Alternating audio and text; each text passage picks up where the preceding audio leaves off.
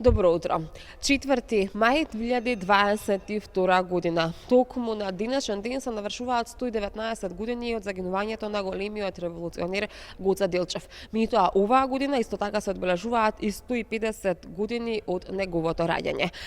Денеска се одбележува и научна конференција поврзана со ликот и делото на Гоце Делчев, а во продолжение ќе зборуваме со Катерина Тодоровска, која што е представник на организациониот одбор за одбележување на 150 години од раѓањето на Гоце Делчев. Добро утро и добро дојдовте во утренски брифинг. Добре ве најдов. На започеток еве веднаш ви прашала, се одржа и научната конференција поврзана со ликот и делото на Гоце Делчев. Што беше она што беше најмногу истакнато?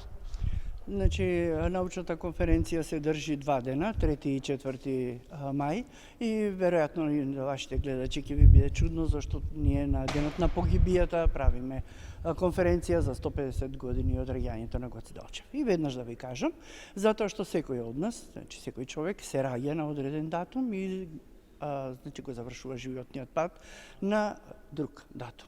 Она што е многу битно, што ние или што Гоце направил меѓу тие два датума, односно меѓу денот на раѓањето и денот на погибијата.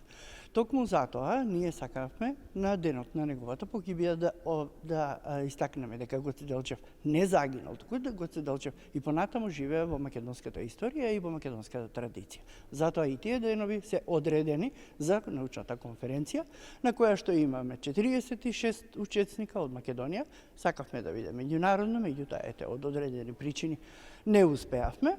Морам да кажам дека не видовме или не најдовме на разбирање на нашите представници во власта за финансирање на таа конференција.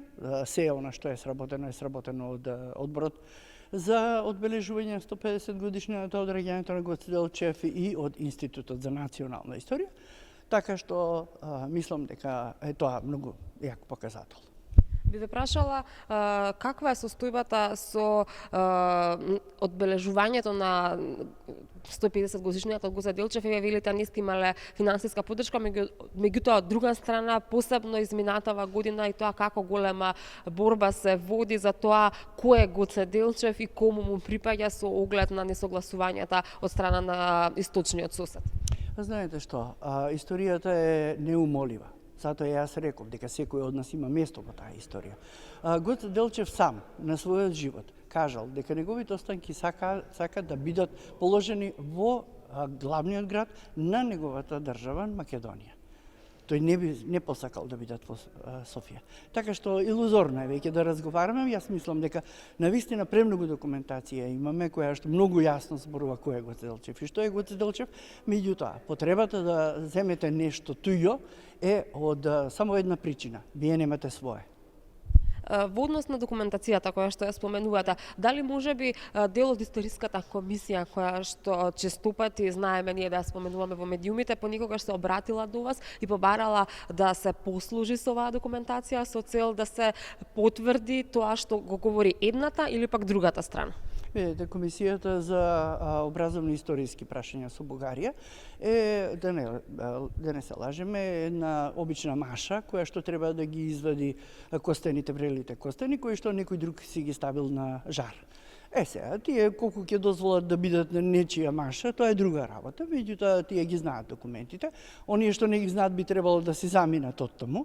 Меѓутоа, кога ќе видите диспропорцијата која што ја имате меѓу членовите на комисијата од бугарска страна и комисијата од македонска страна, зборувам и во години, значи во физичка старост и во интелектуално постигнување, тогаш ќе сватите дека нашиот дел од комисијата е чиста играчка. Ќе биде ли голема штета, доколку на крајот ќе мора македонската страна да попушти, еве така народски кажано? Значи, македонската страна нема ништо потреба, нити да попушта, нити да се меша таму. Она што ние постојано го зборуваме, ниту Гоце Делчев имал коси очи, нити ние имаме коси очи, немаме никаква врска со оние корени кои што самите бугари знаат дека се, ние немаме врска со Аспарух, со овој соној, ние си имаме други корени, така што нивните корени нека си ги чуваат, нашите нека ни ги остават.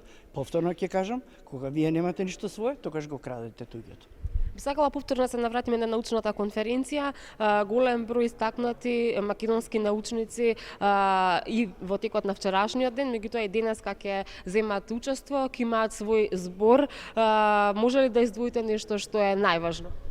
Најважно не можете да издвоите затоа што ние како научници, секој од нас има свој фах и секој има сознание кои што другиот ги нема. Така што не можете да кажете еве овој повеќе кажал или овој повеќе знаел. Она што е многу интересно, тоа е дека ние имаме учесници од Институт за национална историја, Институт за македонски јазик, Институт за македонска литература, Филозофски факултет, имаме од Универзитетот Гоце Делчев од Штип. Ќе ме простат тие другите што нема да ги спомнам, меѓутоа имаме колеги кои што се занимаваат и со образование, односно даваат невинено убава анализа на учебниците по историја во однос на постоењето, односно застапеноста на ликот и делото на Гоце Делчев во нивните учебници.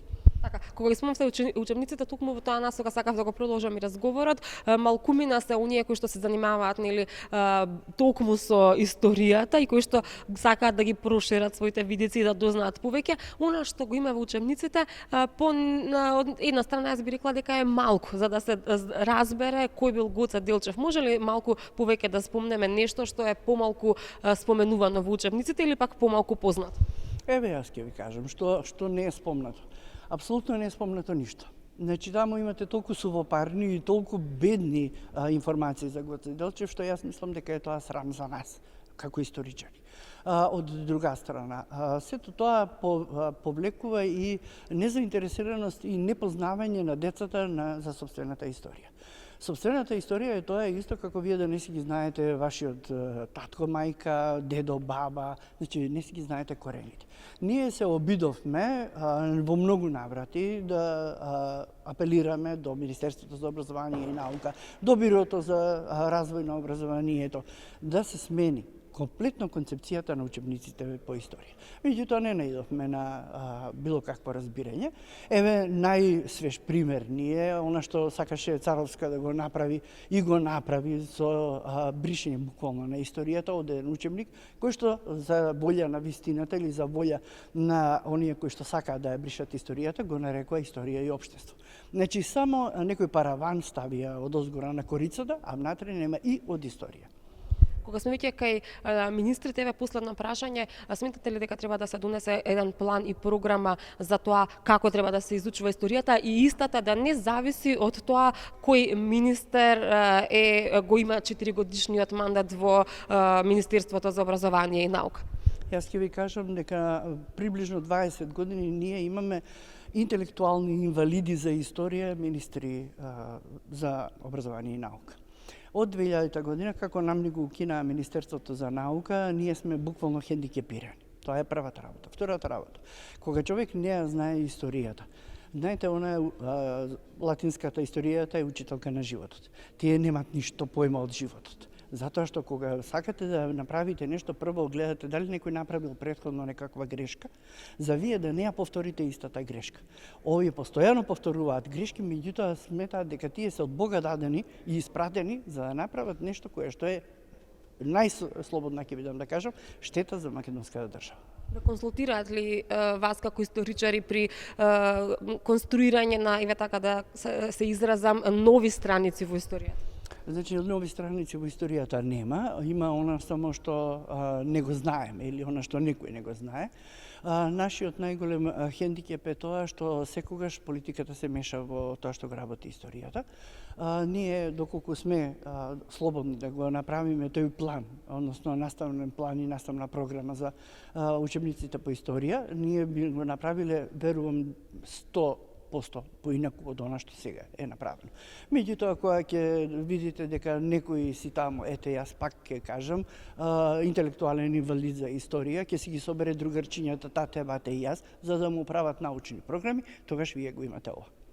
Господја Катерина, јас тука некаде ќе ви заблагодарам за интервјуто и за учеството во утренски брифинг. Имаме можност, верувам, повторно да поразговараме за историјата, меѓутоа кога времето ќе ни дозволи малку повеќе на оваа тема. Многу благодарам. Повелете да видите нашата изложба.